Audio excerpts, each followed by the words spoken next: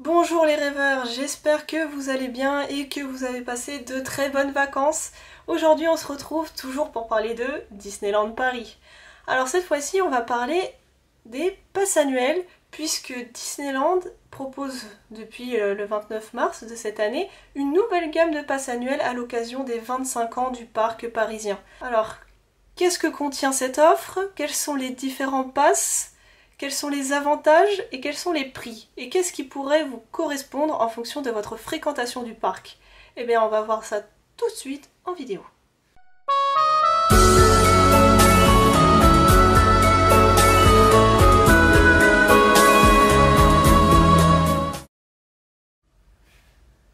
Alors on va commencer par rappeler ce que c'est le principe du pass annuel pour ceux qui ne seraient pas familiers avec l'univers de Disneyland et avec cette offre en particulier. Alors, le principe du pass annuel, c'est de payer ce pass pour avoir accès plusieurs fois au parc Disneyland durant l'année, sans devoir racheter un billet d'entrée évidemment, ce qui fait en général de grosses économies au final si vous allez plusieurs fois au parc dans l'année. Il y a aussi généralement des avantages et des privilèges en plus selon le pass que vous prenez. Généralement, on a le parking compris et des billets moins chers pour vos amis à des périodes données, ce qu'on appelle les billets amis. Donc, ce qui s'est passé cette année, c'est que Disneyland Paris a décidé de changer sa gamme de passes annuelles, puisqu'avant il y avait 3 passes. Aujourd'hui, il y en a 4 différents, à des tarifs différents et avec des privilèges différents, évidemment. On va commencer par parler du pass Discovery, donc le pass d'entrée de gamme. Alors le pass Discovery, il vous propose 150 jours d'accès au parc Disneyland et au Walt Disney Studios. Donc 150 jours par an. Et c'est tout. Son prix est de 139 €. Voilà, si vous souhaitez avoir le parking aussi avec, si vous prenez la voiture pour vous y rendre, vous pouvez prendre l'option à 40 €. Donc il faut savoir pour ce pass que généralement les jours de restriction, donc voilà, vous avez la moitié de l'année en restriction, ça va tomber les week-ends et les vacances scolaires. Donc en fait les moments où généralement les gens sont les plus libres, et ben vous serez en restriction, vous ne pourrez pas aller au parc. Donc mon avis c'est que ce pass, à moins, je sais pas, d'avoir la semaine libre, d'être étudiant avec des demi-journées par-ci par-là dans son emploi du temps, ou être chômeur ou autre, bah, il n'est pas intéressant. Vraiment, il n'est pas intéressant. Moi, je vous déconseille le pass Discovery, je ne vois pas l'intérêt. Surtout si vous avez une voiture, avec les 40 € vous vous retrouvez à 179 €. Autant prendre un pass au-dessus. Voilà, pour moi, il n'y a pas d'intérêt au pass Discovery. Ensuite, vous avez un autre pass que j'estime beaucoup plus intéressant que le Discovery, ça va être le pass Magic Flex. Alors je vais vous le montrer puisque c'est mon pass, c'est celui que j'ai. Voilà, petit Magic Flex argenté et joli. Pour 189 €, vous avez 300 jours d'accès au parc. Donc déjà c'est le double. Ensuite, vous avez le parking compris. Voilà, donc pour 10 € de plus, vous avez le double de jours d'accès et en plus vous avez le parking. Mais c'est pas fini parce que vous avez aussi moins 10% dans les boutiques du parc, donc ça peut être vachement intéressant si vous avez tendance à acheter des goodies sur place. Et vous avez aussi des réductions sur les nuitées aux hôtels de Disney, donc vous allez avoir entre moins 35% et moins 40%, c'est vachement intéressant quand même. Et vous pouvez aussi avoir le PhotoPass Plus, donc le pass qui vous permet de prendre des photos en illimité et de pouvoir les imprimer ensuite chez vous, pour une option à 55 € il me semble. Vous voyez, c'est déjà quand même un petit peu plus premium, un petit peu plus intéressant. Ensuite, il reste 2 passes. Donc ça, ce qui est important, c'est de se dire que en fait, les anciens possesseurs du meilleur pass de l'ancienne gamme, donc le pass Dream, généralement hésitent entre ces 2 passes. Pourquoi? Parce que c'est... Il y en a un qui correspond au prix de l'ancien Dream et il y en a un qui se veut supérieur, qui se veut VIP. Pourtant, les différences ne sont peut-être pas énormes, ça dépendra si vous êtes vraiment fan de Disney, si vous y allez vraiment souvent et de vos besoins également. Donc on va voir la différence. Il y en a un qui s'appelle le Magic Plus, celui qui coûte 249 € et qui remplace le Dream officiellement. Et l'autre, l'Infinity qui est vraiment le nouveau pass VIP exclusif de cette nouvelle gamme pour les 25 ans. Donc le Magic Plus pour 249 €, vous allez avoir 350 jours d'accès par an. En fait, vous allez avoir que 2 semaines où vous ne pourrez pas y aller, c'est la semaine d'Halloween et la semaine de Noël. et ben faut savoir que c'est peut-être pas si grave, c'est pas dramatique dans le sens où de toute façon le 31 octobre vous devez acheter un billet en plus pour accéder à la soirée. Voilà, même si vous aviez accès, vous deviez payer pour rester après 17h. Et Noël, la semaine de Noël, elle est très chargée. Il faut vraiment ne pas avoir d'autres disponibilités pour y aller. Parce que Disneyland, en réfléchissant, ils vous font plus d'un mois de ces décorations. Hein. Vous avez plus d'un mois pour vous rendre sur le parc et profiter des décorations d'Halloween et des décorations de Noël. Donc c'est peut-être pas indispensable d'avoir un pass qui vous permet d'y aller ces semaines-là. Voilà, c'est juste à savoir pour ceux qui voudraient profiter des saisons et des événements spéciaux. Donc vous allez avoir le parking gratuit, les moins 10% dans les restaurants et dans les boutiques, dans les Disney Store et pour le golf. Vous avez moins 20% également pour le dîner spectacle Buffalo Bill. Vous avez aussi les billets privilèges et ça c'est quelque chose que j'avais expliqué dans une autre vidéo, donc si ça vous intéresse regardez au-dessus, un lien vers mon ancienne vidéo pour vous expliquer ce que sont les billets privilèges.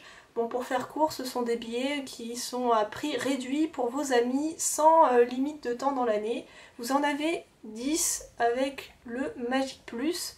Vous avez aussi une entrée dédiée pour vous, la location de poussettes offerte. Vous avez également un cocktail non alcoolisé dans les restaurants.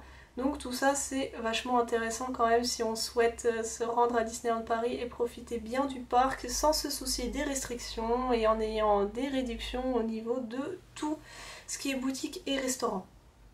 Et là, vous avez le pass Infinity. Voilà, le pass vraiment VIP. Alors quelle est la différence pour 399 € avec l'autre? C'est que vous avez des réductions plus importantes dans les boutiques et les restaurants. Vous allez atteindre les moins 15%, ce qui est quand même assez conséquent. Vous allez avoir aussi des réductions supérieures dans les hôtels. Il me semble que là vous allez pouvoir atteindre presque ce moins 50%. Donc si vous prenez souvent des nuitées, ça peut être intéressant. Vous avez également des billets privilèges, sauf que vous en avez 20 et à un prix encore plus réduit, c'est-à-dire que pour Magic Plus c'était 39 € et là c'est des billets à 35 € pour vos amis, vous en avez 20 pendant toute l'année. Vous avez également des services premium, privilèges encore en plus, vous avez aussi l'entrée dédiée comme les Magic Plus, mais vous avez un espace réservé pour regarder la parade, un espace réservé pour regarder le spectacle Illuminations le soir, donc le feu d'artifice sur le château de la Belle au Bois dormant. Vous avez également la possibilité d'entrer dans les piscines des hôtels Disney même si vous n'y résidez pas. Donc ça peut être sympa pour ceux qui veulent profiter des piscines et qui seraient pas très loin peut-être du parc, ou alors qui seraient dans un hôtel partenaire et qui voudraient profiter des piscines s'ils n'en ont pas dans leur hôtel. Ça peut être sympathique de faire ça. Et vous avez aussi une ligne dédiée uniquement pour les passes Infinity, parce qu'il faut savoir que la ligne officielle normalement est payante, donc celle-ci elle est gratuite puisque vous avez quand même payé un pass à 399 €, c'est la moindre des choses. Vous avez aussi des avantages tels que les événements spéciaux. Alors ça c'est quelque chose que j'ai omis de parler pour le Magic Plus, mais en fait vous avez des événements spéciaux. Par exemple, je ne sais pas si vous avez entendu parler de la venue du cast de Pirates des Caraïbes cette année. Et ceux qui pouvaient rencontrer les acteurs, c'était les détenteurs des nouveaux passes annuels tels que le pass Infinity, le pass Magic Plus et l'ancien pass Dream qui était le pass justement VIP de l'époque. Et le pass Infinity avec, en fait, vous avez 48 heures de plus pour vous inscrire à ces événements spéciaux puisque vous êtes privilégiés. Donc les Magic Plus, eux, pourront s'inscrire uniquement une fois que les Infinity se seront inscrits en premier. Il y a aussi autre chose, c'est pour les détenteurs de passes véhiculés, c'est que vous avez un parking privilégié. C'est-à-dire qu'en fait vous serez tout devant dans le parking et au niveau des tapis roulants, vous n'aurez quasiment pas à marcher parce que vous êtes tout devant. Donc pour les gens véhiculés, ça peut être un vrai plaisir, surtout si vous venez dans ce genre d'événement où il y a beaucoup de monde, et vous serez les premiers puisque techniquement vous êtes ceux qui seront le mieux placés. En ce qui concerne les deux passes, vous avez aussi les heures de magie en plus, pour les deux c'est toujours valable, donc vous pouvez venir au parc de 8h à 10h sans avoir réservé un hôtel, voilà, vous aurez le droit d'arriver plus tôt dans le parc et donc du coup vous avez beaucoup plus de temps pour profiter, beaucoup moins de monde, il n'y aura pas la queue aux attractions. Donc tout ça c'est un ensemble de privilèges vachement intéressants. Alors après mon avis c'est qu'entre les deux, Je sais pas si ça vaut vraiment le coup de rajouter autant d'argent pour le Pass Infinity. Parce que vous avez 2 semaines en plus et des avantages qui tout de même, bon, en dehors des emplacements réservés pour les détenteurs de Pass Infinity pour les spectacles, le reste c'est dispensable. Voilà, je pense que c'est dispensable et la différence de prix, je ne pense pas qu'on la retrouve à la fin de l'année. On fait le calcul, je pense que ça reste plus rentable un Magic Plus. Bon, pour conclure, voilà, je vais vous donner mon avis, hein, mon ressenti sur cette nouvelle gamme et sur ce que je pense des passes, lesquels vous devriez prendre en fonction de quelle utilisation. Bon, déjà, premièrement, je trouve que Disneyland, bon, bah, s'est permis une très grosse augmentation sur sa nouvelle gamme de passes annuelles. Hein. On est passé sur quelque chose de très cher. Déjà avant, on avait le droit en tant qu'étudiant à un pass à un prix vraiment défiant toute concurrence, quoi. Vous pouviez vous retrouver avec un pass à 89 €. Vous vous rendez compte, 89 € aujourd'hui, c'est une place pour rentrer à Disneyland. 93 €. Hein. Donc 89, avant on avait un pass annuel. Et un pass annuel, peut-être l'entrée de gamme, mais l'entrée de gamme était quand même largement supérieure au nouveau Discovery. Donc déjà ça a largement augmenté, tous les passes ont augmenté, voilà, tous leurs nouveaux équivalents. Ensuite, ce que je pense c'est qu'il y a un pass pour moi qui est inutile, ça va être le pass Discovery. Je ne comprends pas l'intérêt de prendre un pass pour ne pouvoir y aller que la semaine et d'avoir même pas le parking inclus, de devoir rajouter 40 € et à 10 € de différence, en fait vous avez une tonne d'avantages en plus avec le Magic Flex. Je dirais que le Discovery n'a pas beaucoup d'intérêt, à moins d'être disponible en semaine et que vous n'ayez pas besoin de tous les autres avantages et réductions, c'est-à-dire que vous venez que pour les attractions et que vous n'achetez rien, que vous ne mangez pas sur place, que vous ramenez votre sandwich et autres et que vous habitez pas spécialement loin donc vous n'avez pas besoin d'hôtel. Là peut-être que vous pourrez prendre le Discovery, sinon je ne trouve qu'il n'est pas intéressant. Voilà, il n'est pas vraiment intéressant. Ensuite, vous avez le Magic Flex, je pense qu'il est intéressant si vous y allez 3-4 fois dans l'année, pas plus. Voilà, si vous n'allez pas plus de 3-4 fois dans l'année, que vous n'avez pas beaucoup d'argent et que de toute façon vous mangez pas tout le temps au restaurant et que vous achetez pas trop de choses à Disney, il suffit amplement. C'est un pass qui est quand même correct, je trouve, pour son prix, à 189 €, c'est correct. Vous avez ce qu'il faut, voilà, vous avez la base. Ensuite, après, si vous venez plus de 3-4 fois dans l'année, et que vous avez un peu d'argent, que de temps en temps vous mangez au restaurant, que vous achetez des jouets ou des souvenirs pour vous ou pour vos enfants, là vous allez devoir tabler sur un Magic Plus ou un Infinity. Moi ce que je vous dirais c'est peut-être un Magic Plus, c'est 249 €, c'est déjà quand même une somme importante. Et vous avez quand même pas mal de réductions, vous avez pas mal d'avantages. Vous pouvez venir quasiment toute l'année sans vous soucier, il y a juste 2 semaines dans lesquelles vous ne pouvez pas venir. Et de toute façon, vous avez des réductions sur les soirées, qu'elle ce soit la soirée Halloween ou la soirée du Nouvel An. Donc vous pourrez quasiment aller au parc tout le temps et vous aurez pas mal de réductions. Et pour le prix, je pense que vous y retrouverez. Parce que le Pass Infinity, pour moi, il faut vraiment être un mordu de Disney et y être tout le temps, quoi. Je veux dire, peut-être pour des youtubeurs Disney, des passionnés Disney, peut-être ça peut leur être utile pour être là tous les jours, pour pouvoir venir très souvent, pour pouvoir avoir des emplacements privilégiés pour faire des très belles vidéos, des très belles photos, voilà, pour être reçu en mode VIP. Mais bon, est-ce que c'est vraiment important d'aller à la piscine de Disney et de ne pas aller à la piscine municipale? Est-ce que c'est important d'avoir une ligne réservée?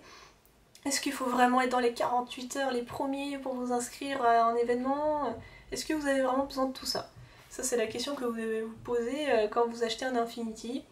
Parce que franchement, le Magic Plus, je pense qu'il remplit déjà très bien son rôle. Voilà, en général, je conseillerais un Magic Flex pour des gens qui vont pas énormément. Et Magic Plus pour des gens qui vont y aller plus de 4-5 fois dans l'année et qui consomment beaucoup sur place. Voilà. J'espère que cette vidéo vous aura plu.